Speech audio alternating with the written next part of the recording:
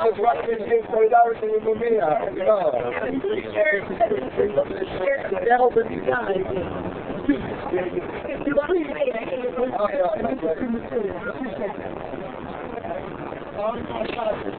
We are here.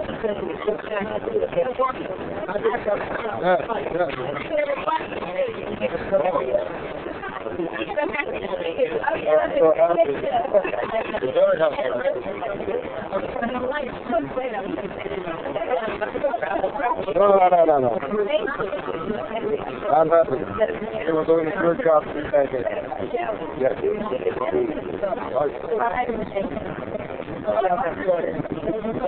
And I had the opportunity to be there with them and see how they're being harassing these people. But they really empowered them. They empowered them.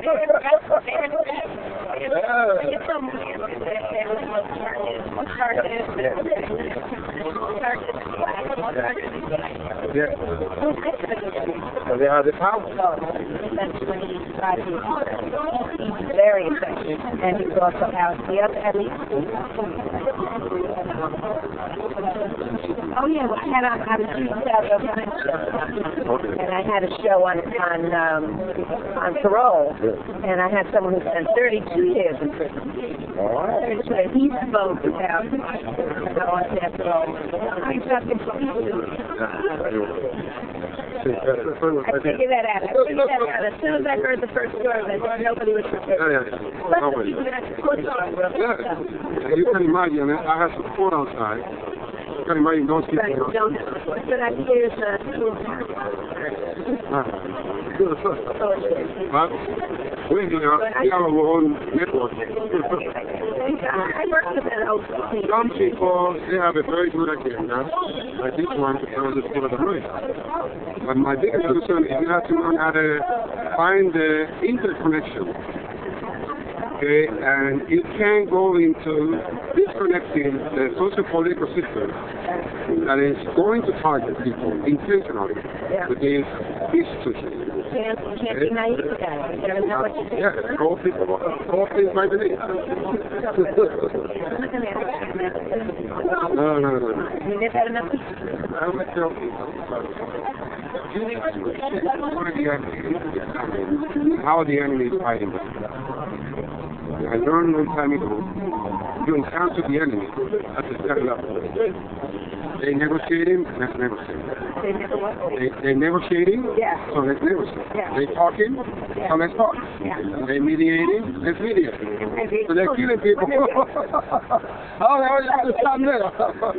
You can't stand there, my friend. They're going to kill you. Okay, so that's how I think they really it's important for everybody to understand that. And also not to know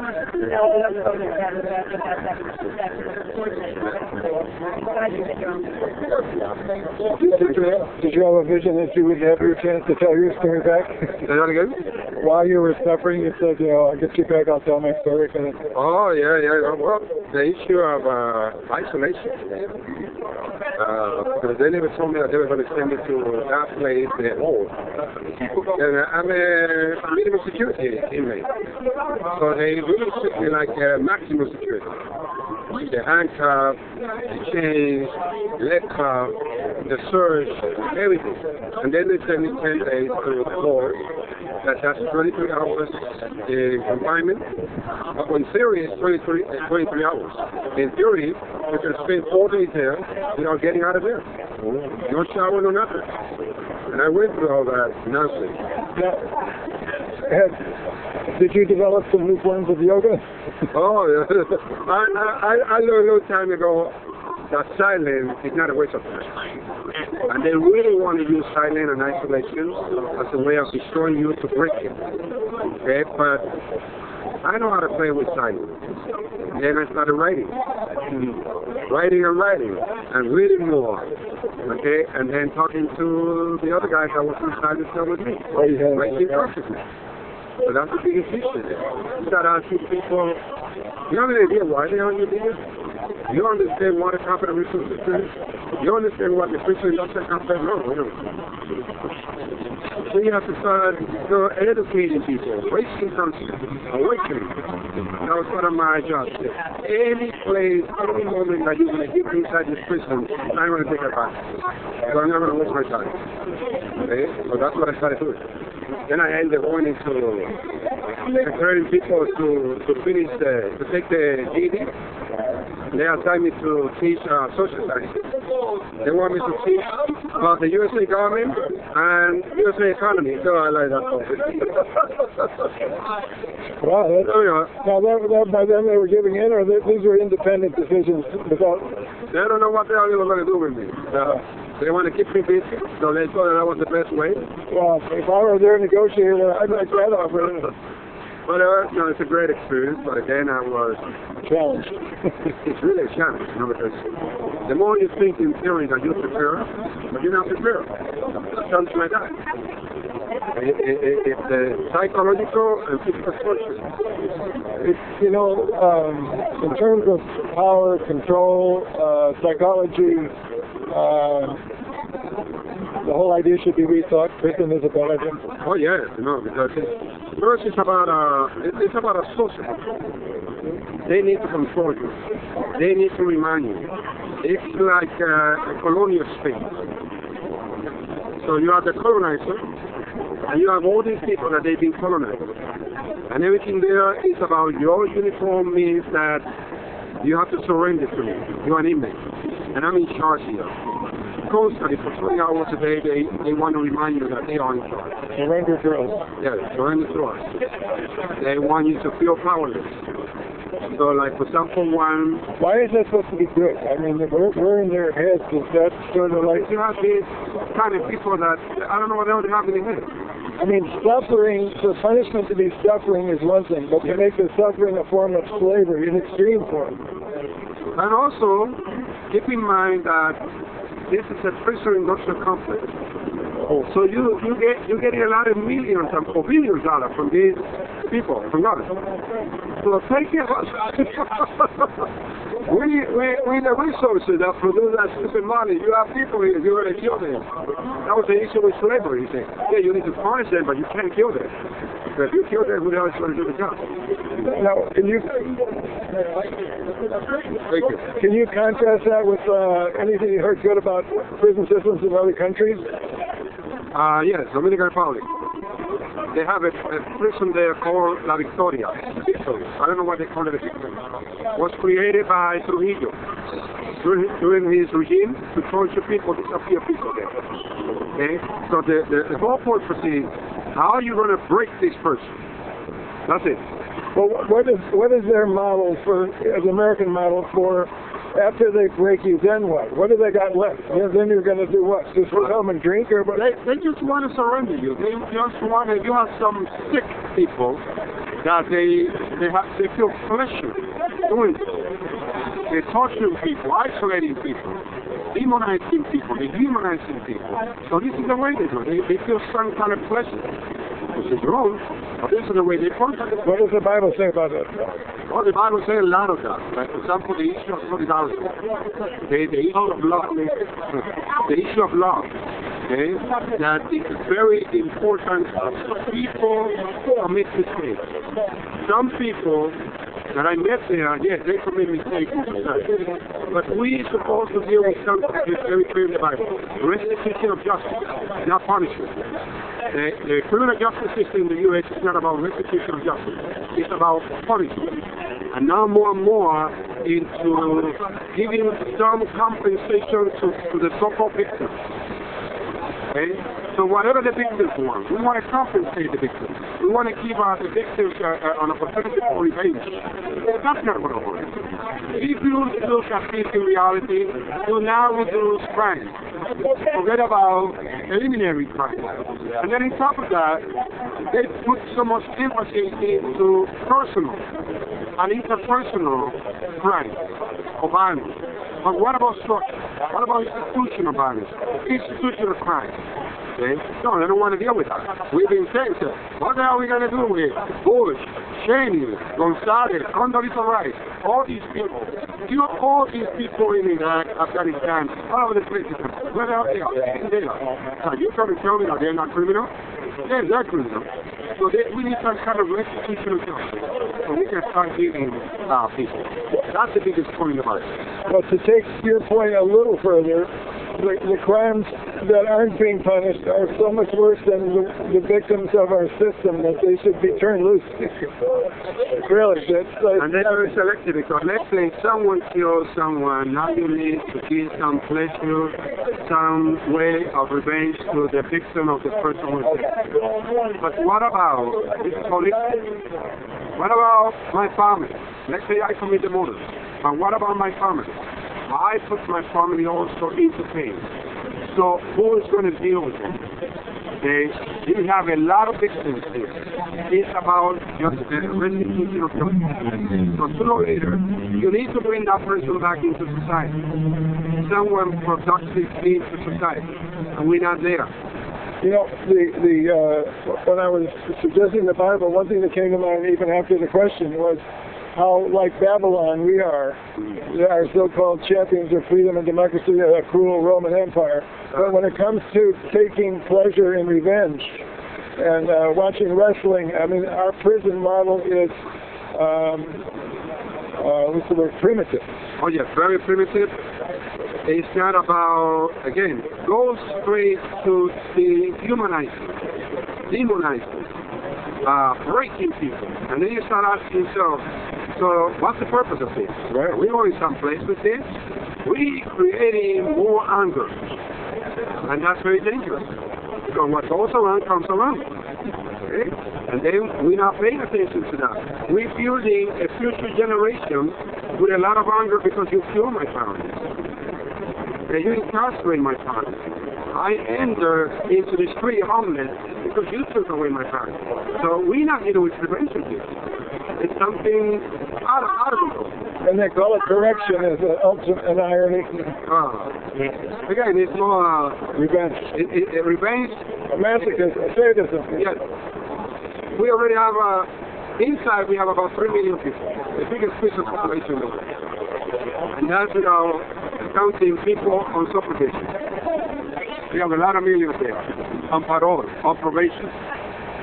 Millions of people. Because it's part of that stupid system that someone is making money. An economic benefit, yeah. You're right. To set up the dynamic of economic benefit to more people in prison, we really created a cancer model there. That's right. So you suffered like Jesus for the rest of us so that now we know how wrong it is. I mean, I read one of your, I forgot who it was, visit with Luis. And his posting, I think it ended a little short. I had to go to another site, and I got the rest of the story. Oh, yeah. But you were wondering why the assistant warden came up to you in break time and said something like, "How's it going? Everything all right?" They just tried to intimidate me. That's what they wanted. Okay. What? Once they became aware where I was standing, they knew they were not going to break me. I'm a fighter. Okay? I can't say that I was ready for that kind of crazy things here, but I started getting ready. Okay? Because it's crazy. But I always find my way of resisting. I'm resisting. And I always believe that the situation can provide ideas how to build the alternative to the resistance. And I started learning. And I started learning through all the emails. Okay? They've been there for years. Okay? So what are the subjects you talk about with the other guys? You would get right down into how do you survive psychologically. The psychological one. Yeah, it's okay. Listen, this is not the best place to get the place. This is an excellent place to commit suicide because you get yourself hopeless. You can't get there. Okay, so it's just starting to build that momentum that there's hope. Once they learn how to have hope, then we spread. Share that with other people. We started going into less TV. That's 24 hours. The TV there. You don't watch it for 24 hours because most of the players find you in the cell. But that's the only thing. And it's just entertainment. Because you don't think. Okay? But then we started going into reading. I got Mumia, the most recent one. Okay? Sutan sent it to me. So we started passing the book around. Having small groups for discussion. Okay? I started having group with religious group because that's the most dangerous one. So they go there saying, God brought you here so you can have an encounter with Jesus. What kind of God is the one that you're telling me that God brought me here? This political system was the one who brought me here. So in order to deconstruct that kind of theology, that is an oppressive theology that the ruling class really enjoys, because they get you into thinking about the future. Not here, in some place. They say, no, we're not going to go there. So those are the biggest challenge with those groups that I started working really hard. Trying to develop a little more reading habits. Now, was this before or after they decided to isolate you? Oh no, including the one, when I was isolated, I was not there by myself. So I'm going to get the one that is here. They're talking to every single person, including the correctional officer that stand next to the door checking. Immediately I start talking to them. You know what kind of job you have? You know why I'm here? So I'm taking opportunity, you know. I don't want to. One of the CEO correctional officers came to me one day and said, why are you always smiling? This is not a place to smile. What's wrong with you? He said, I'm in victory. Said, what kind of victory is that? He said, I'm going to break you. Okay, I just want you to know that. You can keep me here. You're not going to let me take a shower. It's already 4 days. You're not letting me go to outside the cell for 1 hour according to the law. So I'm here and I'm going to continue smiling to you. He was very angry, very angry. Oh, really? I can't understand why they were smiling. He said, you enjoy people. So as he got more angry, you got more smiling? Oh, yeah, more smiling. He said, you're not going to discourage me. You're not going to take away my hope. You're not going to take away my victory.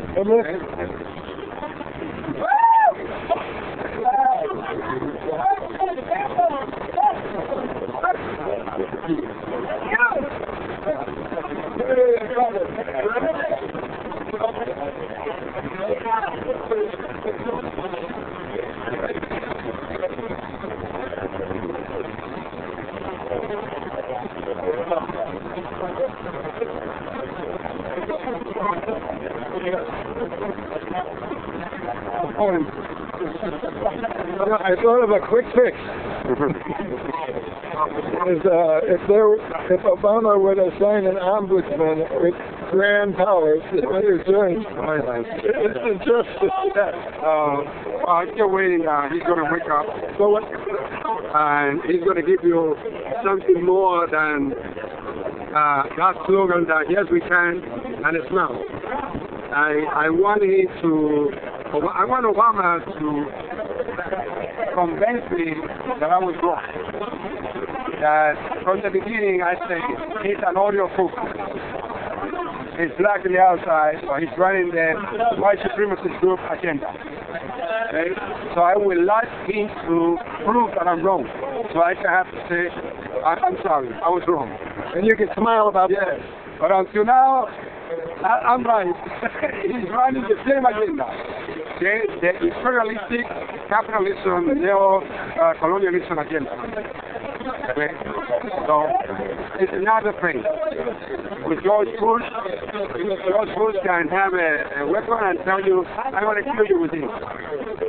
Obama show you 5 weapons and say, I'm going to kill you, which one you want me to use? Okay? So you know, when I made that crack about the Bible, one of the items from a Jewish perspective is that they do make a point, make a position pretty strong in a couple of different places, that the degradation of man is an abomination. An abomination literally means something that disgusts God. That he looks away. He doesn't want to see everything. God doesn't want to see abomination.